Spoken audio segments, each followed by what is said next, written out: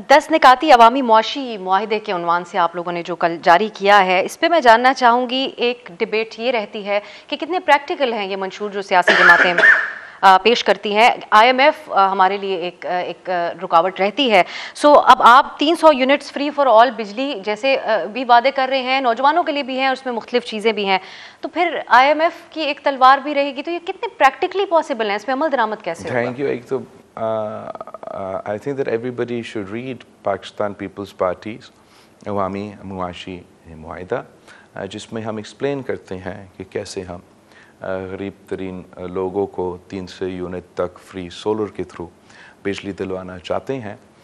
جہاں تک پریکٹیکلٹیز کی بات ہے، پاکستان پیپلز پارٹی کی یہ تاریخ ہے.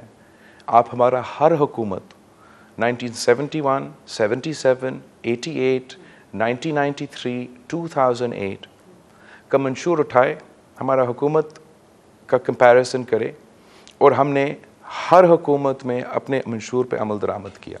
2007 سے لے کے 2008 سے لے کے 13 تک پاکستان کی تاریخ میں پہلی بار تھا کہ کسی حکومت نے اپنا 5 سال پورا کر لیا، اور پہلی دفعہ تھا کہ پیپلز پارٹی نے. اس میں ہم نے 90% جو شہید محترمہ بینظیر بھٹو نے وعدے کیے وہ پورے کیے ہیں. یہی باتیں ہوتے تھے کہ کتنا پریکٹیکل ہے بینظیر انکم سپورٹ پروگرام، آپ ملک کو تو بیکاری بنا رہے ہو. پوری دنیا مانتا ہے کہ gold standard for social safety net, اس کا کاپی کیا جا رہا ہے. ایجپٹ میں، ایشین اسپیسیفک ممالک ہے، میں نے یہ کام کر کے دکھایا. 18ویں ترمیم، NFC ایوارڈ میں as an China Pakistan economic corridor ہم پہ طنز کیا جاتا تھا نون لیگ کی طرف سے. یہ صدر پاکستان کیا کر رہا ہے، اتنا زیادہ دفعہ وہ چین جا رہا ہے. 9 دفعہ کون جاتا ہے چین؟ اس کو تو وہ میئرز اور گورنرز ریسیو کر رہے ہیں چین کے اسٹیٹس میں. مگر پاکستان پیپلز پارٹی کا ایک ویژن تھا، ایک منشور تھا، اس پہ ہم عمل درآمد کر رہے ہیں. جب میں نے یہ اپنا عوامی معاشی معاہدہ کا 10 نکاتی ایجنڈا میں پیش کر رہا ہوں، اس میں 2 باتیں ہیں. ایک کہ اس کا فائنانسنگ کا پلان ساتھ میں نے اس لیے میں کہہ رہا ہوں پڑھ لوں، بیکاز اس میں میں نے فائنانسنگ کا بتایا ہے کہ میں کہاں سے کاٹ کے یہ پیسہ نکالوں گا.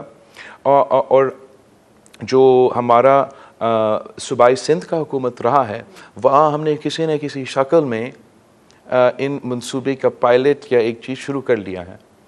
جہاں تک آپ کا پبلک پرائیویٹ پارٹنرشپس ہے، وہ تو بے تحاشا ایگزامپلس ہے سندھ میں. لیکن جہاں تک آپ کے، میں نے کہا فار ایگزامپل میں 30 لاکھ گھر بنانا چاہ رہا ہوں پاکستان بھر میں غریب ترین لوگوں کے لیے، کلائمیٹ ریزیلینٹ گھر ہو، ان کے خواتین کو میں مالکانہ حقوق. تو ہم سندھ میں سیلاب متاثرین کو 20 لاکھ گھر بنا کے دے رہے ہیں.